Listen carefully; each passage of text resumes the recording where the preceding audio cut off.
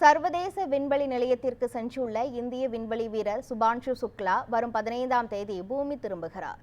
விண்வெளிக்கு மனிதர்களை அனுப்பும் ககயான் திட்டத்திற்கு விண்வெளி அனுபவம் பெறுவதற்காக இந்திய விண்வெளி வீரர் சுபான்ஷு சுக்லா சர்வதேச விண்வெளி நிலையத்திற்கு அனுப்பி வைக்கப்பட்டார். கடந்த மாதம் 25ஆம் தேதி சர்வதேச விண்வெளி நிலையத்திற்கு 14 நாட்கள் பயணமாக சென்ற சுபான்ஷு சுக்லா உள்ளிட்ட 4 பேர் விண்வெளி ஆராய்ச்சியில் ஈடுபட்டு உள்ளனர். இந்த நிலையில் ஆராய்ச்சியை முடித்துக்கொண்டு வரும் 15ஆம் தேதி ஸ்பேஸ் எக்ஸ் டிராகன் விண்கலம் மூலம் சுமார் 24 மணி நேர பயணத்திற்கு பிறகு சுபான்ஷு சுக்லா பூமியை வந்தடைய உள்ளார்.